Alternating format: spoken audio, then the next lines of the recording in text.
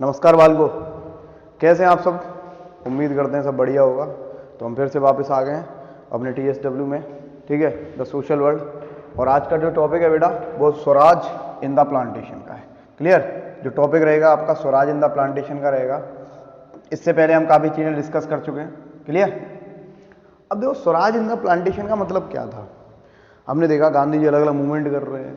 अब गांधी जी ने जो नॉन कॉपरेशन मूवमेंट वगैरह चलाया था वो क्या था, आप पीछे की वीडियो में देख चुके होंगे। अब स्वराज जो था प्लांटेशन, प्लांटेशन का मतलब जानते हो ना, जो खेती बाड़ी ये सब, जो ये देखो ये प्लांटेशन वगैरह, यानी कि जो आपके प्लांटेशन की खेती होती है जो काफ़ी लंबी होती है, नॉन क्रॉप्स की तरह नहीं होती है, प्लांटेशन की होती है। और जो स्वराज था वो प्लांटेशन में क्या था उसकी बात करेंगे हम लोग।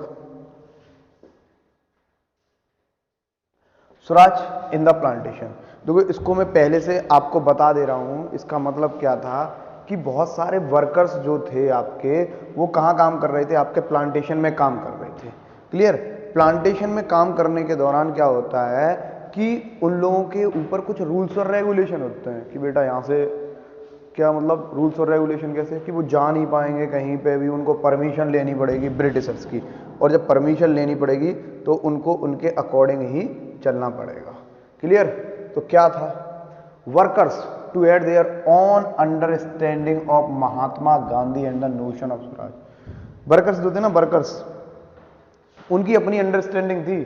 अपनी अंडरस्टैंडिंग का मतलब क्या है कि उनने अपने अकॉर्डिंग समझ लिया था कि महात्मा गांधी जो भी मूवमेंट वगैरह कर रहे हैं ना, उसका मतलब ये है। उनके लिए स्वराज का मतलब अलग था, गांधी जी ने जो स्वराज का मतलब था डिफरेंट। तो इनके लिए जो मतलब था स्वराज का वो अलग अलग था। अब जैसे कभी कभी होता है ना, मतलब तो कुछ भी निकाल लेते हैं। जैसे लड़की तुम्हें देख के हंस रही है, तुम कुछ और मतलब निकाल ले हो, लड़की किसी और वजह से हंस रही है, तो वही मतलब वाली बात है। ठीक है, तुम सोचते हो लड़की हंस गई तो फंस गई, लेकिन लड़की किसी और पर्पज से हंसी थी। तो ये चीजें ना डिफरेंट होती है। तो ऐसे ही ना उनके लिए जो स्वराज का मतलब था वो डिफरेंट था बेटा, आपकी तरह नहीं था। क्लियर। गांधी जी ने कुछ और थ्योरी दी थी और उनकी जो थ्योरी थी स्वराज की वो अलग थी। क्या थी वो theory, for plantation workers in Assam. अब देखो कुछ वर्कर्स ना असम में काम कर रहे थे। असम असम असम में काम क्यों कर रहे थे, क्योंकि वहां प्लांटेशन था। अब असम के अंदर प्लांटेशन किस चीज का है, चाय, टी का, चाय का प्लांटेशन। और देखो चाय की बात आई है तो तुम्हें एक बात बताऊं भाई साहब, इंडिया के अंदर सबसे ज्यादा अगर कंज्यूम कोई ड्रिंक होती है ना तो चाय होती है। चाय एक दिन में पता नहीं जाने कितने करोड़ों कप खाली कर देता है इंडिया, एक दिन की बात कर रहे हैं। और चाय वाले तो हमारे प्रधानमंत्री भी, मोदी जी। तो देखो चाय का स्कोप बड़ा अच्छा है। क्लियर। तो प्लांटेशन वर्कर असम में तो ये जो काम कर रहे थे किसमें, आपके इन चाय के बागानों में। क्या था भैया ये, freedom means the right to move freely. Freedom का मतलब इनके लिए क्या है कि right to move freely. Clear, right to move freely and out of the confined space in which they were enclose. लेकिन कहाँ, सिर्फ उस कन्फाइंड स्पेस में जो इनके लिए निर्धारित था। क्लियर, किन के लिए, इन प्लांटेशन वन के लिए। It mean retaining A link with the village from which they had come. तो क्या था, it mean retaining A link with the village from which they had come. देखो ऐसा था, पहले लेबर चलती थी, इंडेंचर्ड लेबर होती थी, जिस लेबर को हम कहते हैं कॉन्ट्रैक्ट लेबर। ठीक है, कॉन्ट्रैक्ट के बेसिस पे ये लेबर होती थी। इनसे कॉन्ट्रैक्ट करवाया जाता था कि इतने से इतने दिन तुम्हें वहाँ काम करना, उसके बीच में इनको आने नहीं देंगे। इनको आ नहीं सकते ये अपने प्लांटेशन में वो सॉरी अपने होम टाउन में वापस। तो ये बड़ा गंदा तरीका था उनसे काम करवाने का, जबरदस्ती काम करवा रहे हैं उनका। अभी देखो ऐसा दुबई में अभी प्रेजेंट टाइम में देखा जाए तो आज भी लोग दुबई चले जाते हैं, कहते हैं बड़ी अच्छी लाइफ स्टाइल है ये वो, लेकिन वहाँ पे भी यही हाल है। ये हाल मतलब क्या है कि लोग वहाँ काम करते हैं, उनका जाते ही सबसे पहले पासपोर्ट ले लिया जाता है और इंडेंचर, उनको घर नहीं आने दिया जाता, 5 साल का कॉन्ट्रैक्ट कर लेते थे। तो यही हाल था हमारे असम के वर्कर्स का। असम में जो प्लांटेशन में काम कर रहे थे बेटा, उनका भी यही हाल था। कि क्या हाल था कि वो छोड़ के नहीं जा सकते थे प्लांटेशन को विदाउट द परमिशन। परमिशन किससे लेनी पड़ती थी, हमारे प्यारे ब्रिटिशर्स अंकल से। अब ब्रिटिशर्स अंकल्स जो थे ना यार, देखो मतलब इनको क्या था इंडिया वाले आलसी लोग ये कहते थे कि तुम लोग काम नहीं करना चाहते हो, हम तो तुमको काम देते हैं यार, काम करो काम करो, लेकिन तुम हो कि काम करना ही नहीं चाहते हो यार, तुम अपने तरीके से काम करते हो हैं। हम तुम्हें चाहते हैं कि तुम अच्छे बनो, हमारी तरह बनो, इलाइट पर्सनैलिटी बनो, काम करना सीखो, बट नहीं। ठीक, उसके बाद क्या होता है, under the inland immigration act of 1859। अब ये क्या था भैया, कौन सी बवाल जैसी चीज आ गई है ये, नहीं कि इनलैंड इमिग्रेशन एक्ट ऑफ 1859। आज ना चश्मा भूल गए हैं हम, तो ठीक है, तो पर दिख रहा है हमको, तो चश्मे के लिए ये मत कहना, कमेंट में करने लगते हो आप कि सर चश्मा कहाँ है। बहुत सारे बच्चे कहते हैं सर आपकी शक्ल नहीं दिख रही है। तो बालक, तुमको मेरी शक्ल देखनी है या पढ़ाई करनी है, ठीक है, तो आप अपनी पढ़ाई वढ़ाई पे ध्यान दो, शक्ल तो बाद में देख लेना, फोटो वोटो अपलोड कर दूंगा मैं तुम्हें, फोटो कहना तो व्हाट्सएप नंबर देना, पर्सनली भेज दूंगा शक्ल की फोटो, क्लियर। तो under the inland immigration of 1859, inland immigration act था जो 1859 का, इसमें क्या था, प्लांटेशन वर्कर्स, अब जो भैया बगानों में जो काम कर रहे थे आपके जो वर्कर्स थे प्लांटेशन के, were not permitted to leave the tea gardens without permission. उनको भैया परमिशन नहीं थी, पर नॉट पर परमिटेड नहीं थे कि वो टी गार्डन्स को छोड़ के जाएं विदाउट परमिशन। अब परमिशन किसकी, वही हमारे ब्रिटिश अंकल की, ठीक है, यानी कि छुट्टी नहीं मिलेगी, छुट्टी मत लो यार। आज भी ना तुम जैसे कहीं काम वाम कर रहे हो, छुट्टी मांग लो, मालिक का मुंह बन जाएगा, यार क्या रीजन है, क्यों जा रहे हो, क्या बात है ना। तो यही बात कहते थे ब्रिटिशर्स कि छुट्टी नहीं, तुम कॉन्ट्रैक्ट पे आए हो भैया, कॉन्ट्रैक्ट कराया तुमने, और कॉन्ट्रैक्ट कितने दिन का कराया तुमने, 5 ईयर्स का, 5 ईयर्स का कॉन्ट्रैक्ट हुआ है, तो इस कॉन्ट्रैक्ट के हिसाब से काम करो ना, छुट्टी उट्टी नहीं, अपने घर नहीं जाओगे, क्लियर। तो ये प्लीज ध्यान रखना, इनलैंड इमिग्रेशन एक्ट में ये चीज जरूर ध्यान रखना प्लीज, आप लोग लिख लीजिए। आप नोट्स की बात करते हैं तो please try to make the notes on yourself, ठीक है, क्योंकि जो आपके खुद के नोट्स होते हैं ना वो सबसे बेस्ट होते हैं बेटा, ठीक। कोई भी टीचर बनवाएगा, कोई मतलब आपस में आप बना लेते हो, वो नहीं। और बहुत सारे बच्चे तो पता क्या करते हैं कि किसी अच्छे बच्चे की कॉपी लेके नोट्स को कॉपी करना चाहते हैं, तो ये सब मत करा करो। उसने बेचारे ने अपने अकॉर्डिंग नोट्स बनाए, मेहनत करी है, तुम उसके छाप दो बस, फिर उसके नंबर बनते अच्छे, वो टॉपर बनता और तुम ठन गोपाल रह जाते हो। तो ये प्लीज लिख लेना, plantation workers not permitted to leave the tea garden without permission. In fact they were rarely given such permission, उनको ऐसी परमिशन कभी कभी दी जाती थी, बहुत कम, बहुत रेयरली मिलती थी ये परमिशन कि वो टी गार्डन्स को छोड़ के कहीं बाहर जा सके, क्लियर, ऐसी परमिशन नहीं दी जाती थी। When they heard of the non-cooperation movement, thousands of workers defied the authority, left the plantation and headed home. India में ना एक बड़ी दिक्कत है, दिक्कत क्या है कि जो लोग होते हैं ना, मतलब कुछ बोल दो इनसे, भाई साहब रिमोर्स में भरोसा कर लेते हैं। इनसे बोल दो कि जैसे तुम कभी कभी देखते हो ना, एक बड़ा नई चीज़ वायरल होती है, जैसे अभी 2000 का नोट बंद हो गया, हाँ एक ध्यान रखना, 2000 का नोट है ना, बैंड हो गया, बैंड बिल्कुल, अब कोई 2000 का नोट वोट नहीं मिलेगा। तो हमारे यहाँ ये तो अब आम चीज़ हो गई है, हमारे यहाँ नोट वोट तो बैन होते ही रहते हैं, तुम देखते हो, कभी कुछ बैन कर दिया, कभी कुछ बैन कर दिया, तो ये कॉमन चीज़ें हो गई हैं भैया। मोदी जी हैं, मोदी जी अपने बढ़िया आदमी, कुछ भी कर लेते हैं, हाँ भाई और बहनों, ठीक है, तो आके वो एंटरटेन कराते रहते हैं, मतलब हम लोगों को बोरियत महसूस नहीं होने देते हैं कि मतलब तुम्हें बोरियत महसूस हो, तब तक मोदी जी कुछ बढ़िया सा ले आते हैं। देश के अंदर मतलब एकदम चहल पहल सी रहती है, हमारा देश बड़ा बढ़िया है, मतलब चहल पहल सी बनी रहती है एकदम, कि मोदी जी नई पॉलिसी ले आए, क्या पॉलिसी ले आए कि भाई साहब नोट बैन, कौन सी बैन, कि भाई साहब 2000 का नोट अब नहीं चलेगा, ठीक है, जिनके पास भी है वो बदलने जाके, तो बड़ा बढ़िया। तो इंडिया के अंदर ना बड़ी जल्दी सारी चीज़ें मतलब फैलने लगती हैं बड़ी जल्दी। तो गांधी जी बेचारे, गांधी जी ने मूवमेंट स्टार्ट करा, बैन, यानी कि ये जो प्लांटेशन वर्कर्स ने, प्लांटेशन के जो वर्कर्स थे, इनने जब न्यूज सुनी कि नॉन कोऑपरेशन मूवमेंट की, thousand of worker डिफाइड the authorities, मतलब अथॉरिटीज की बात ही नहीं माननी, और left the plantation and headed home, plantation छोड़ दिया और घरों की तरफ रुख ले लिया, और ये भूल गए किसके बारे में, इमिग्रेशन एक्ट के बारे में, ठीक है, जो इमिग्रेशन एक्ट था इसके बारे में क्या हो गए, भूल गए। क्या था ये इमिग्रेशन एक्ट, इनको परमिशन नहीं थी, इमिग्रेशन एक्ट के तहत आपको प्लांटेशन को छोड़ने की परमिशन नहीं है, ना घर जा सकते हो विदाउट परमिशन, जब तक आप किससे, इन गोरे अंकल से क्या नहीं लोगे, परमिशन नहीं लोगे। गोरे अंकल, गोरे अंकल तो जानते ही हो कि वो कहते थे काम करो, सब काम करो, जग में रह के नाम करो, यानी काम करो ना यार, क्या घर पे जाओगे। ठीक है, अब देखो दूसरी बात, घर पे जाके करना क्या है इनको, कुछ नहीं, घर पे जाएंगे फालतू बैठेंगे। ठीक है, तो गोरे अंकल चाहते थे काम करो यार, क्या घर घर करते रहते हो, उसके बदले पैसा ऐसा सब देंगे तुमको। चलिए, अब ये लोग सोचते क्या थे, ये जो प्लांटेशन के वर्कर्स थे दादा सोच क्या रहे थे, ये सोच रहे थे भैया कि जो बात है ना, बात इतनी थी, they believe that the Gandhi Raj coming, इनको लगा कि भैया गांधी जी का समय आ गया, अपना टाइम आएगा तो गांधी जी का टाइम आएगा। ठीक है, अपना टाइम आएगा वाला गाना was coming and everyone would be given land in their own villages। Gandhi राज आ गया है।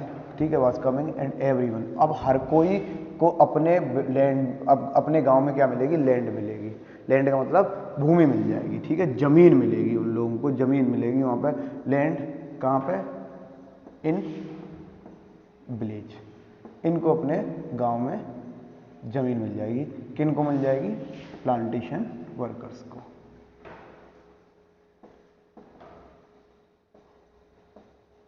प्लांटेशन वर्कर्स को। अब ये बात करते हैं भैया कि गांधी का अपना टाइम आएगा, तू क्या लेकर आया था क्या लेकर जाएगा वाली बात।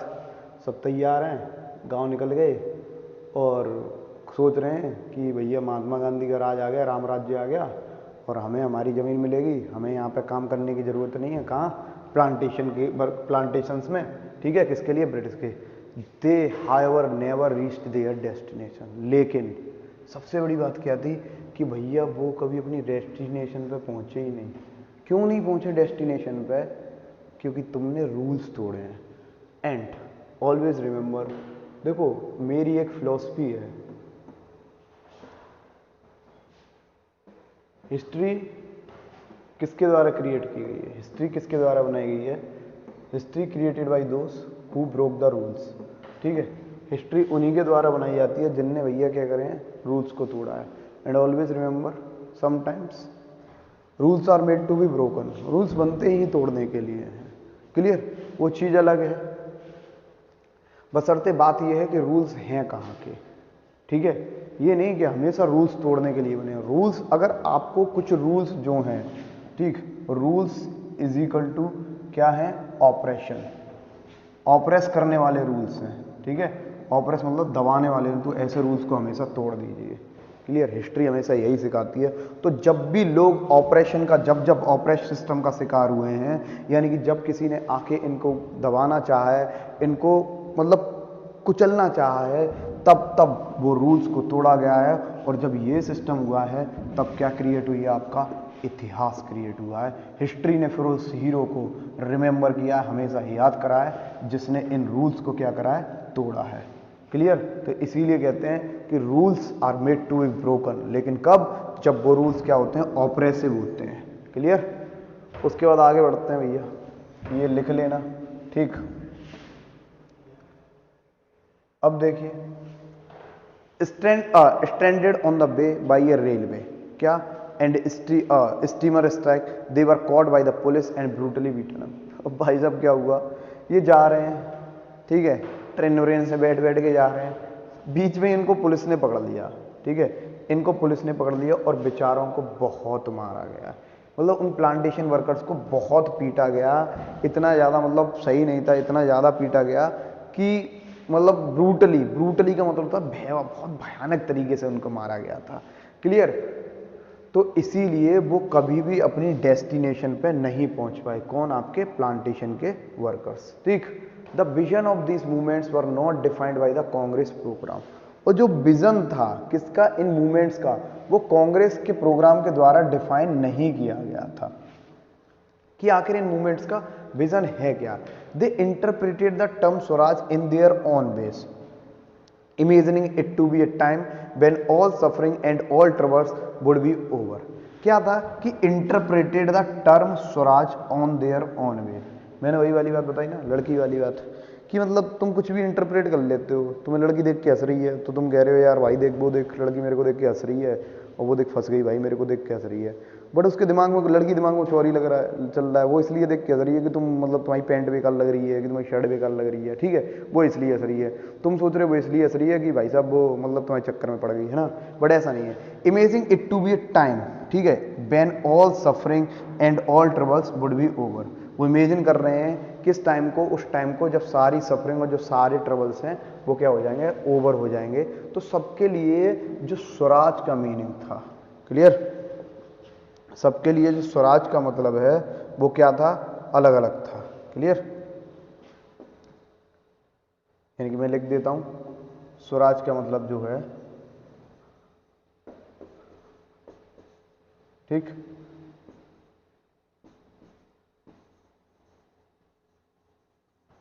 डिफरेंट, ठीक, डिफरेंट फॉर एवरीवन। हर किसी के लिए स्वराज का मतलब अलग अलग था, सेम किसी के लिए नहीं था, सब अपने तरीके से स्वराज को समझते थे, ठीक। Yet when the tribals chanted Gandhi ji name and raise slogan, स्वतंत्र भारत, ठीक, जब ट्राइबल्स जो लोग थे, ट्राइबल्स आपके जो लोग थे, chanted Gandhi ji name and raised slogan, क्या स्लोगन रेस्ट करते थे, स्वतंत्र भारत, ठीक है, क्या चाहिए हमको, स्वतंत्र भारत चाहिए। They were also emotionally relating to all India agitation, ठीक है, तो क्या थे वो, एक मास उसमें जुड़े हुए थे, दे वर ऑल इमोशनली रिलेट करते थे इस चीज को, क्लियर। उसके बाद देखते हैं क्या है, when they acted in the name of Mahatma Gandhi, और क्या था, when they acted in the name of Mahatma Gandhi और linked their movement that of the Congress, वो किसके नाम पे एक्ट कर रहे थे, महात्मा गांधी पे, और लिंक्ड करते थे their movement to the that of the Congress, अपने मूवमेंट को कांग्रेस के मूवमेंट से जोड़ते थे। कौन, ये लोग। They were identifying with a movement which went beyond the limits of their immediate locality. They were identifying with a move, ठीक है, which went beyond the limits of their immediate locality.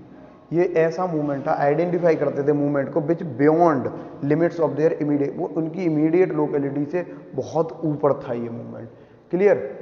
लेकिन सबका वही बात है कि अपने तरीके से सोचना, अपने तरीके से मिस इंटरप्रेट कर लेना मीनिंग को, तो अपने तरीके से चीज़ें चलनी है। उसके बाद एट चोरी चोरा इन गोरखपुर, छोरी छोरा नहीं, चोरी चोरा, है ना, बहुत सारे बच्चे इसको छोरी छोरा पढ़ लेते हैं, याद रखने के लिए तुम पढ़ सकते हो छोरी छोरा गोरखपुर के। तो उस क्या हुआ था, जो गोरखपुर के जो छोरी छोरा थे, छोरी छोरा मतलब चोरी चोरा नाम की जगह है आपके कहाँ पे, गोरखपुर में, ठीक है। ए पीसफुल डेमोन्स्ट्रेशन इन ए बाजार turn into A violent clash with the police.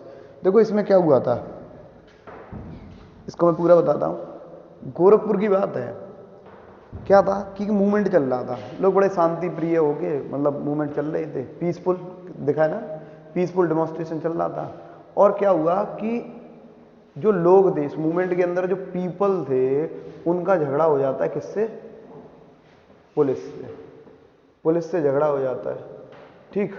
जब पुलिस से झगड़ा हो जाता है तो क्या होता है, hearing of the incident Mahatma Gandhi called a halt to the non cooperation movement. ये तो आधी बात दे दी। हुआ क्या था कि clash with the police, police से जब वायलेंट क्लैश हो जाता है लोगों का, तो वो लोग क्या करते हैं, यानी कि ये जो पीपल पता है क्या करते हैं, चोरी चोरा जो पुलिस स्टेशन होता है गोरखपुर के अंदर, इस पुलिस स्टेशन को आग लगा देते हैं, वंट, ठीक है, वंट डाउन, वंट डाउन, आग लगा देते हैं बेटा, कि बेटा चलो तुमने हमको मारा, हम तुम्हें जला देंगे। तो इसमें बताया जाता है 22 पुलिस वाले, 22 पुलिस वाले क्या होते हैं, जल के मर जाते हैं, यानी कि जिंदा जला दिए गए। और गांधी जी को जब ये बात पता चलती है, अब गांधी जी क्या कहते हैं, अरे भैया हम नॉन वायलेंस मूवमेंट जानते थे, तुमने तो ये वायलेंस कर दी, 22 लोगों को जिंदा जला दिया, ये ऐसे कैसे चलेगा। इसकी वजह से गांधी जी ने क्या कर दिया, हॉल्ट। हॉल्ट का मतलब जानते हो, हॉल्ट का मतलब होता है स्टॉप। ट्रेन में बैठते हैं, ट्रेन में तो क्या नहीं देते हैं, गाड़ी हॉल्ट पर रुकी, हॉल्ट मतलब स्टॉप, ठीक है। तो क्या, halt to the non cooperation movement, ठीक है, उन्होंने हॉल्ट कर दिया नॉन कॉपरेशन मूवमेंट को। अरे हाँ, एक बात और है कि बहुत सारी चीज़ें ना तुम सीखा करो। सीखने का मतलब क्या है, हर चीज़ यार किताबों, टीचर और इसके सारे मत रहा करो कि टीचर बताएगा, किताबें बताएंगी, नहीं। आपका एक चैप्टर है इंग्लिश का चैप्टर है, ठीक है। मैं थोड़ी सी बात करूंगा, ज़्यादा बात नहीं करूंगा उसकी। जो चैप्टर है आपका थीफ स्टोरी, ठीक है। थीफ स्टोरी में कुछ वर्ड मीनिंग थे, जैसे उसमें एक मीनिंग आया था, क्या आया था उसके अंदर, रुको मैं इससे पहले इरेज कर देता हूँ, है ना, उसके बाद बताता हूँ।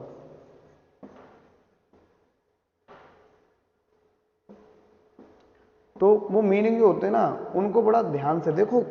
उसके अंदर जैसे कुछ चीज़ें आती हैं, तो कुछ चीज़ें ना हम अपनी रोज़मर्रा ज़िंदगी से सीखते हैं। तुम क्रिकेट मैच देखते हो, क्रिकेट मैच, तो क्रिकेट मैच की कमेंट्री वगैरह जब हम सुनते हैं तो उसके अंदर बड़े बढ़िया बढ़िया वर्ड्स आते हैं, तो उनको ट्राई टू ग्रैब देम, उनको पकड़ने की कोशिश किया करो हर चीज़ को, और ट्राई करा करो हर चीज़ को फाइंड करने की। मतलब जैसे किसी ने कोई नया वर्ड बोला, तो तुम्हारे अंदर एक ललक होनी चाहिए कि भाई इसका मतलब हो क्या सकता है, क्या हो सकता है, ये क्या चीज़ है, कि मतलब कुछ बढ़िया चीज़ है कि नहीं है, ठीक है। तो जैसे ये था, एक मीनिंग था ड्रिजल। ये जो ड्रिजल है ना, इसको सीखने की जरूरत नहीं है कहीं से। तुम क्रिकेट मैच देखते हो, कमेंट्री देखते हो, कमेंट्री, तो कभी कभी मैच में क्या हो जाती है, ये रेन आ जाती है, बारिश आ जाती है, और जब बारिश आ जाती है तो वो कमेंटेटर कहता है लाइट ड्रिजल, यानी कि हल्की फुल्की बूंदाबांदी आ गई भैया, लाइट ड्रिजल, थोड़ी बहुत हल्की फुल्की बूंदाबांदी है। और उसके बाद हैवी ड्रिजल, हैवी ड्रिजल मतलब बहुत भयानक बारिश आ गई। तो ये सब चीज़ें ना खुद खुद पढ़ने की कोशिश किया करो, खुद ग्रैब करने की कोशिश किया करो। हर चीज़ के लिए आप दूसरों के भरोसे मत रहिए, अपने आप ग्रैब करने की कोशिश करिए चीज़ों को, ठीक है। अपने आप सीखने की कोशिश करिए। बाकी तो हम बैठे ही हैं आपके लिए ही हैं यहाँ पे, ठीक। आगे बढ़ते हैं बेटा।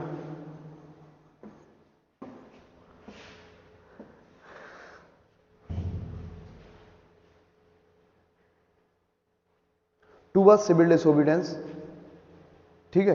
अब क्या था भैया, सिविल डिसोबीडियंस मूवमेंट की बात आती है। सिविल डिसोबीडियंस मतलब का मतलब होता है सविनय अवज्ञा आंदोलन। सविनय अवज्ञा आंदोलन क्या होता है? To was civil disobedience movement क्या था ये?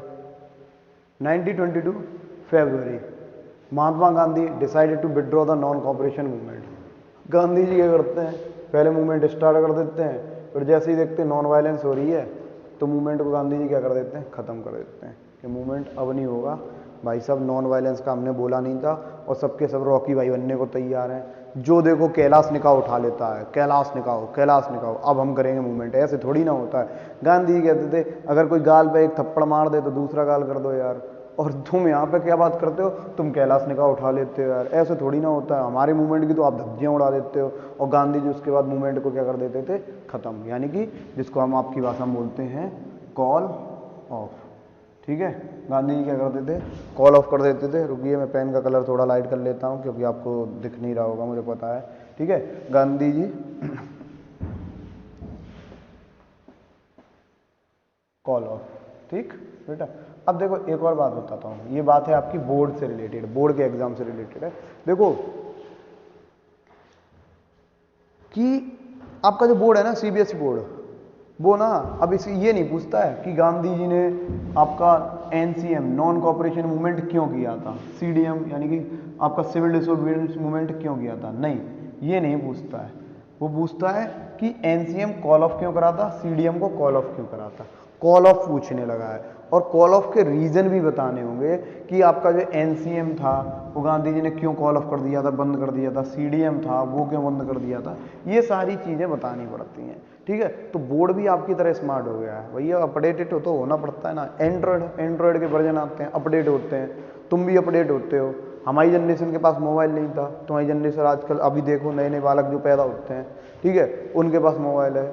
आजकल तुम किसी बच्चे से पूछो ना बेटा वो क्या जा रहा है, तो कहेगा, जैसे तुम चाचा मामा जो भी लगते हो, चाचा चाचू चाचू काव जा रही है, काव।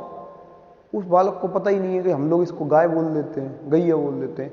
आपकी जनरेशन का ये हिसाब है ना, बहुत सारे लोगों को अभी गांव के अंदर भैंसों को खिलाने का एक चारा होता है, बरसिंग बोलते हैं, उनको मैथी और उस चीज़ में फ़र्क नहीं पता होता है, ठीक है। तो इसी तरीके से भैया बोर्ड भी अब स्मार्ट हो चुका है। बोर्ड मतलब वो पुराने क्वेश्चन नहीं पूछता है कि आप सोचो कि पुराने क्वेश्चन लगा लें, नहीं, वो भी अभी स्मार्टनेस पे आ गया, तो वो भी अभी स्मार्ट क्वेश्चन पूछ रहा है आजकल। ठीक है, जैसे बच्चे पढ़ के जाते हैं कि मूवमेंट किया क्यों था, तो वो पूछ लेता है कि मूवमेंट कॉल ऑफ क्यों किया था। ठीक है, वो कॉल ऑफ के बारे में पूछता है कि बंद क्यों करा था। ये सारी चीज़ें पूछी जाती हैं। क्लियर? बाकी परेशान मत हो, हम क्या कहते हैं क्वेश्चन सीरीज भी लाएंगे। जैसे ही चैप्टर खत्म होगा उसके बाद एक लेक्चर सारे बच्चों के लिए क्वेश्चन सीरीज का भी डाला जाएगा। ठीक है, जिसमें हम टॉप 50 क्वेश्चन रखेंगे, टॉप 50 बाकी जिस हिसाब से चैप्टर है, तो आपको पता है अच्छा खासा चैप्टर है, बड़ा चैप्टर है, तो क्वेश्चन इतने बन सकते हैं, टॉप 50 क्वेश्चन बन सकते हैं। क्लियर?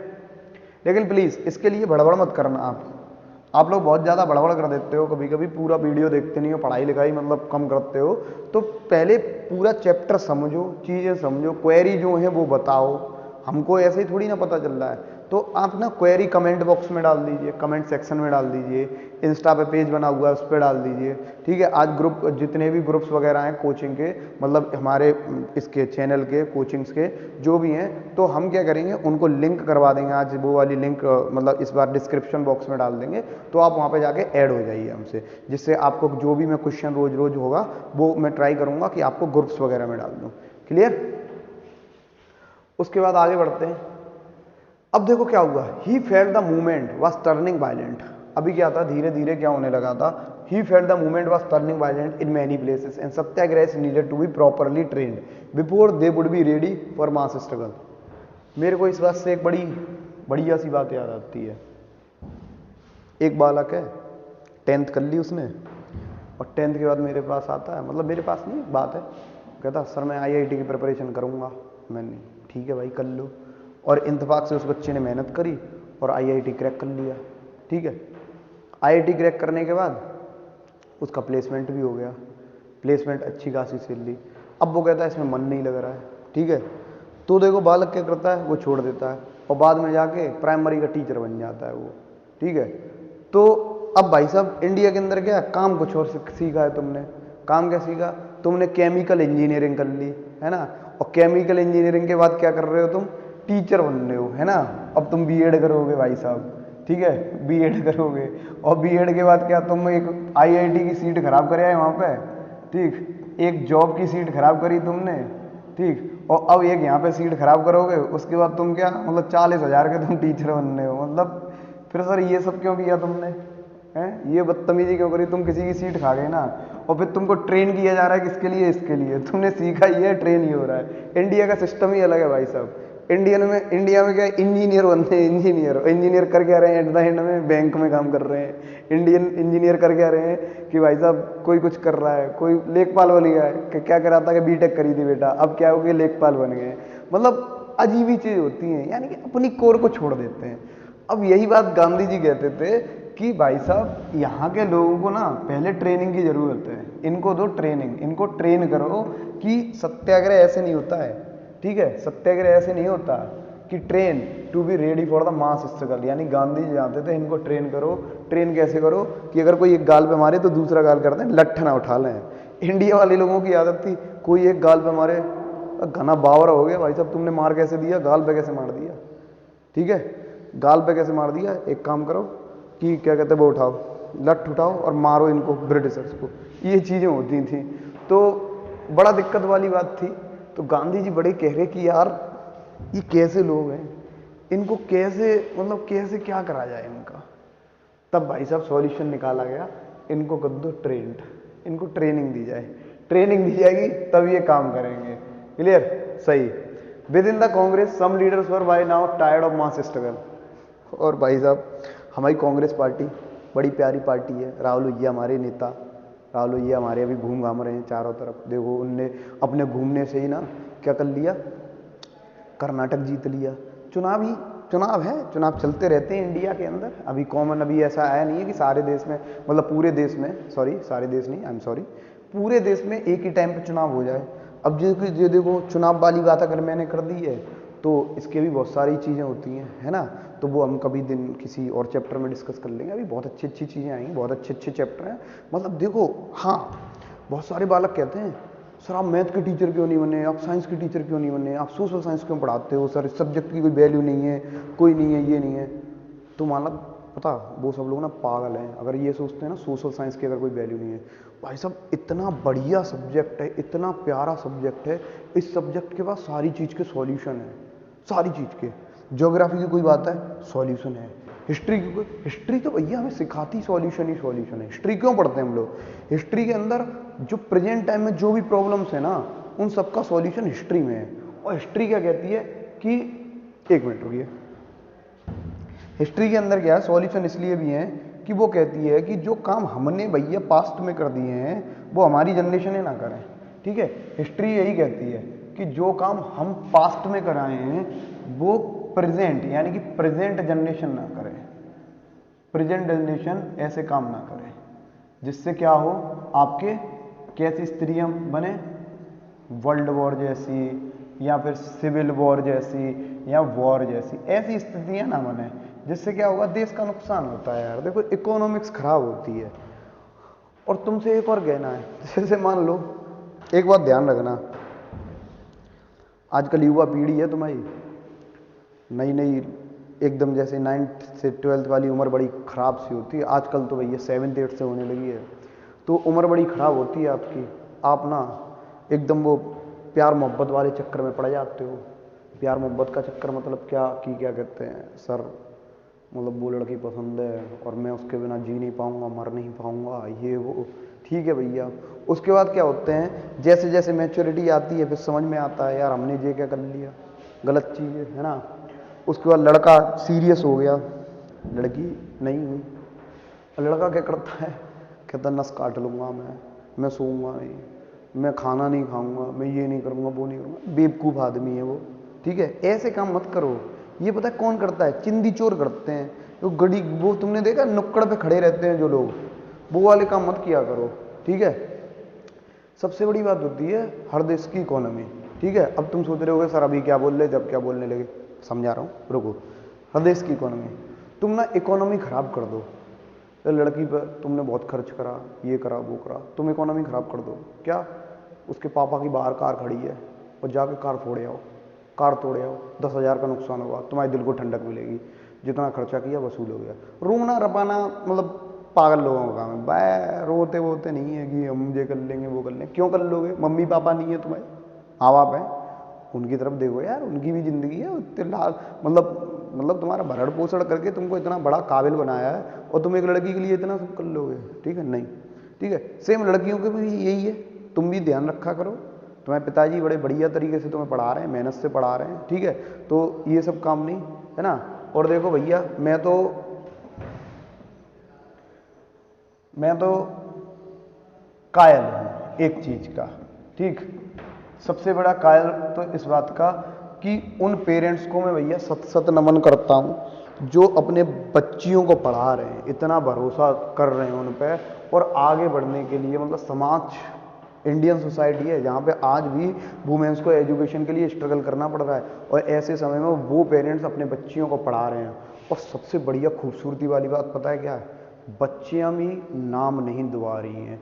आप देखिए, कल ही रिजल्ट आया है यूपीएससी का, यूपीएससी 2022 का, और भैया जाके चेक करना, टॉप 5 में कौन है, मेरी समझ से गर्ल्स हैं, गर्ल्स। तो भैया नारी शक्ति को सत नमन है भैया हमारा। नारी शक्ति के सामने तो भैया खुद भगवान झुक गए, तो हम तुच्छ प्राणियों की क्या बात।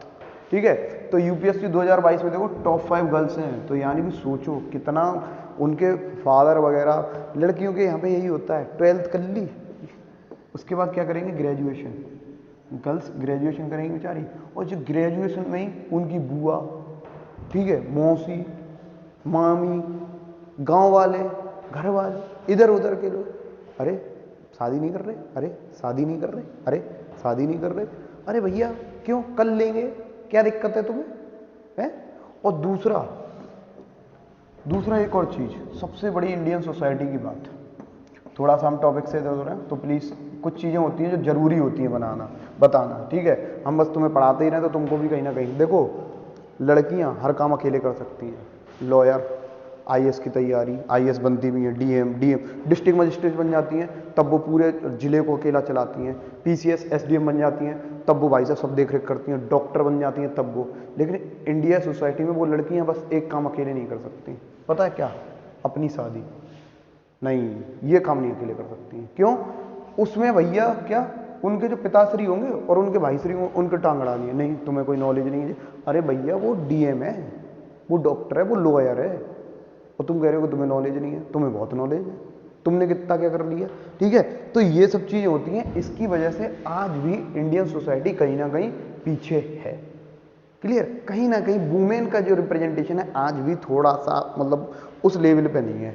तुम देखोगे हमने क्या लोकल गवर्नमेंट में 33% सीट फिक्स कर दी वुमेन्स के लिए। लेकिन जब हम बात करें बड़े इलेक्शन की, जो आपके विधानसभा में होते हैं, राज्यसभा के होते हैं, लोकसभा के होते हैं, वहाँ पे आज तक हमने सीटें फिक्स नहीं करी हैं। मैं ये नहीं कह रहा हूँ कि वुमेन्स लड़ती नहीं है, इलेक्शन लड़ती हैं, लेकिन आप कम से कम वहाँ पे भी तो इतने बड़े स्तर पे भी तो वुमेन को फिर मौका दीजिए, उनकी सीटें फिक्स कर दीजिए। चलो let's come back to the point. Within the Congress some leaders were now tired of mass struggle. Congress के अंदर अब बहुत सारे लीडर्स थे ना, वो क्या क्या परेशान हुए थे। अरे रोज रोज वही चीज़ है, मास स्ट्रगल मास स्ट्रगल मास स्ट्रगल, हमको नहीं चाहिए ये। क्या चाहिए इनको? इनकी क्या डिमांड थी? इनकी डिमांड थी they wanted to participate in election. अब वो क्या चाहते थे कि इलेक्शन में पार्टिसिपेट करना चाहते थे। कहाँ पे? प्रोविंशियल काउंसिल के जो इलेक्शन होने वाले थे उनमें, गवर्नमेंट ऑफ इंडिया एक्ट 1919। ठीक है, they wanted to participate in election to the provincial council that had been set up by the government of India act of 1919। ठीक है, जो गवर्नमेंट ऑफ इंडिया एक्ट के तहत सेटअप हुए थे, participate करना चाहते थे उन इलेक्शन में जो प्रोविंशियल काउंसिल में होने वाले थे। कौन? कांग्रेस के कुछ लीडर्स। ठीक है, अब भैया वो क्या चाहते थे? They felt that it was important to oppose British policy within the council. उनको लगता था कि felt that it was important to oppose British policy within the council. वो ब्रिटिश की जो पॉलिसीज थी जो काउंसिल के अंदर, उनको अपोज करना चाहते थे। ऑलवेज रिमेंबर वन थिंग, कभी कभी बुराई को मिटाने के लिए बुरा बनना पड़ता है, हमेशा अच्छाई से काम नहीं चलता है। कभी कभी तुमको क्या होना पड़ता है, जब तुमको कीचड़ है, अगर कीचड़ की सफाई करनी है तो तुम्हें कीचड़ में उतरना पड़ेगा। बिना कीचड़ में उतरे हुए आप सफाई नहीं कर सकते हो कीचड़ की, ये बात ध्यान रखना प्लीज। ठीक है, कि आप सोचो कि आपके अच्छे कर्मों से, आपके भले कर्मों से हमेशा अच्छा ही मिलेगी, नहीं। कभी कभी क्या होता है, आपके अच्छे कर्मों की सजा मिलती है। आप अच्छा ही करते हो, आपको बुराई मिलती है बेटा। इसलिए हमेशा डोंट ट्राई टू बी, कभी कभी अच्छे बनने की कोशिश मत करो इतना। कभी कभी अच्छा ही बन के इंसान अंदर वजह से ना इंसान बड़ा पीछा रह जाता है। और कभी कभी वही सेम इंसान जो अच्छाई का पुजारी बनता है, पिटारा बन चुका है, अच्छा कि मैं अच्छा हूँ, मैं अच्छा हूँ, मैं हर चीज़ भला चाहता हूँ, वो कभी कभी गलत करने लगता है, उसे पता ही नहीं चलता। उसको ऐसा लगता है कि वो अच्छाई का पिटारा है, वो अच्छा कर रहा है, लेकिन उस अच्छे के चक्कर में वो कब गलत करने लगता है उसे खुद नहीं पता चलता है। ये बात हमेशा याद रखना। अगर जो गलत है उसको गलत बोलना सीखो, जो सही है उसको सही बोलिए। और हिस्ट्री ने हमको हमेशा यही सिखाया है, इतिहास हमको यही बताता है कि गलत को गलत बोलिए। अगर आप गलत को गलत नहीं बोल सकते हैं तो फिर कोई आपकी अच्छाई और बुराई का कोई मतलब नहीं है। स्वयं भगवान श्री कृष्ण ने कहा था, किससे? पितामह भीष्म से, कि क्या फायदा आपके ऐसे धर्म का जो मिथ्या है। मिथ्या मतलब उसका कोई फायदा नहीं है कि आपने अपना धर्म फॉलो करा और धर्म फॉलो करने के चक्कर में आप गलत को गलत नहीं बोल पाए, ठीक, धर्म के चक्कर में। तो क्या होता है कि गलत को गलत बोलना पड़ता है, ठीक। तो यही बात कही थी हमारे भगवान श्री कृष्ण ने कि किससे? आपके भीष्म पितामह से, द्रोणाचार्य से, कर्ण से, यही सब कहा था। क्लियर? कि अगर गलत चीज है तो उसको गलत बोलिए, ठीक। तो यही था कि अगर क्या है, they felt that it was important to oppose British policy within the council. उनको लगने लगा लीडर्स को कि हमको सिस्टम का क्या बनना पड़ेगा? सिस्टम का पार्ट बनना पड़ेगा।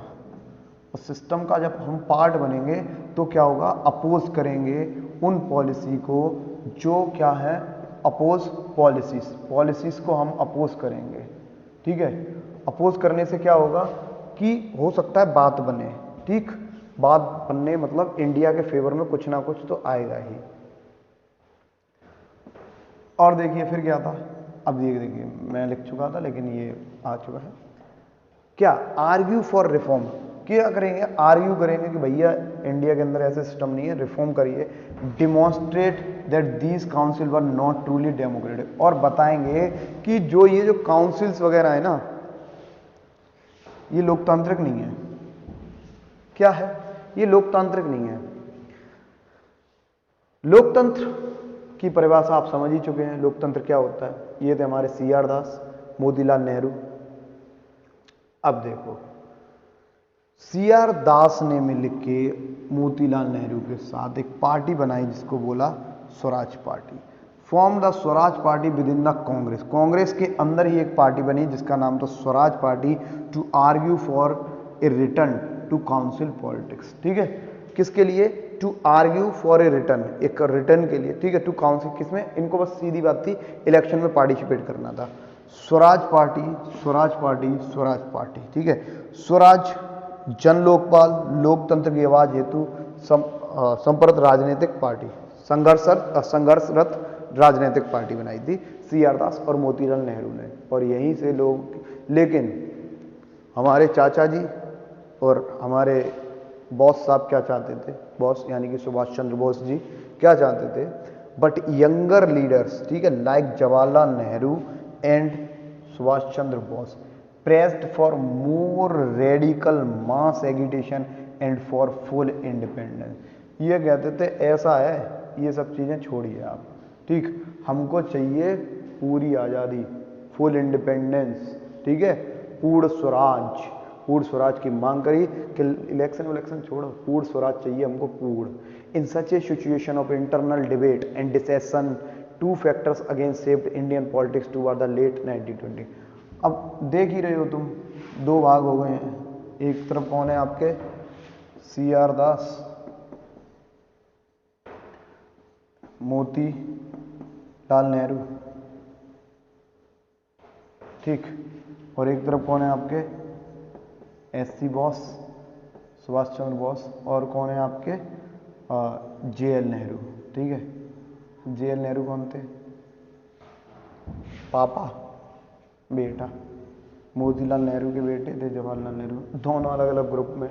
बेटा कह रहा है पापा शांत रहो, हमको मास एगिटेशन करना है, उस पर ज़्यादा कहते हैं बेटा तुम शांत रहो, हमको किस में पार्टिसिपेट करना है, इलेक्शन में, तो इस पे ज़्यादा फोकस करने दो, तुम अपना मास एगिटेशन बाद में करना। क्लियर, चलो ये बात थी। उसके बाद क्या हुआ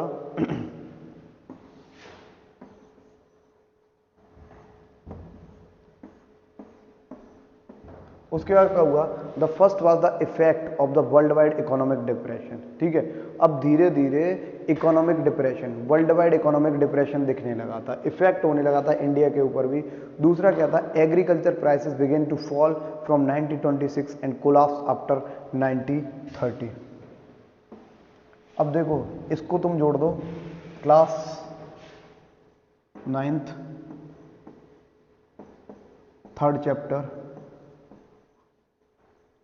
कौन सा, हिटलर वाला, ठीक है, हिटलर का 3rd चैप्टर जो था हिटलर वाला, 9th क्लास का, सॉरी, ठीक है, 9th क्लास का 3rd चैप्टर जो था हिटलर, ठीक है। क्या था उसमें, हमने देखा था इकोनॉमिक डिप्रेशन की बात हुई थी, वहाँ पे इस चीज़ की बात हुई थी जब क्या हुआ था, जब वॉल स्ट्रीट जो थी, वॉल स्ट्रीट क्या है, अमेरिका की थी, ठीक, स्टॉक मार्केट की चीज़ होती है। अब स्टॉक मार्केट की बात चली है तो तुम देख रहे होगे ना, आपके अडानी साहब को क्लीन चिट मिल गई है और उनके स्टॉक जो है बम्पर ऊपर बढ़ रहे हैं। क्लियर, तो ये सारी चीज़ें ध्यान दिया करो आप लोग, ठीक। उसके बाद क्या है, आपके वॉल स्ट्रीट अमेरिका के अंदर, ठीक है, क्या हो गई थी, क्रैश हो गई थी, जिसकी वजह से क्या था, ये इकोनॉमिक डिप्रेशन आया था और उन्होंने एक डॉस प्लान चलाया था, ठीक है।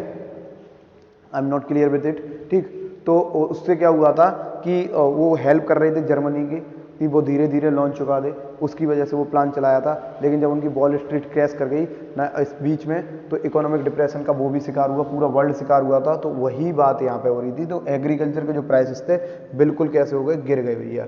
Agriculture prices began to fall from 1926 and collapse after 1930। और धीरे धीरे क्या हो गए, गिर गए, कोलैप्स हो गए, बिल्कुल ढह गए 1930 में।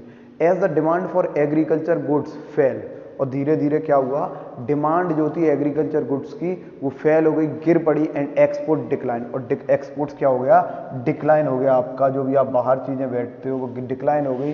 पीजेंट फाउंड इट डिफिकल्ट, और पीजेंट्स को बहुत ज़्यादा डिफिकल्ट हुआ to sell their harvest and pay their revenue. अब देखो, जब किसान की चीज़ें ही नहीं बिके, किसान की जो खेती करी है उसका जब अनाज पानी बिकेगा ही नहीं, तो भैया वो कहाँ से रेवेन्यू चुका पाएगा, कहाँ से पैसा लेके आएगा। By 1930 the country was in turmoil. Turmoil का मतलब होता है उथल पुथल, ठीक है। कंट्री के अंदर क्या हो गई थी, उथल पुथल, इनस्टेबिलिटी कह सकते हो तुम उसको, ठीक है, उथल पुथल, ठीक है। इनस्टेबिलिटी आ गई थी आपके पूरे किसमें, इंडिया के अंदर। बहुत ज़्यादा मतलब दयनीय कंडीशन हो गई थी। क्लियर।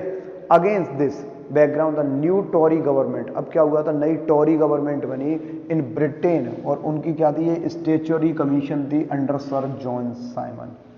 जॉन साइमन क्या था इसके अंदर, टॉरी गवर्नमेंट ने एक स्टैट्यूटरी कमीशन बनाया जॉन साइमन के under, set up in response to the nationalist movement.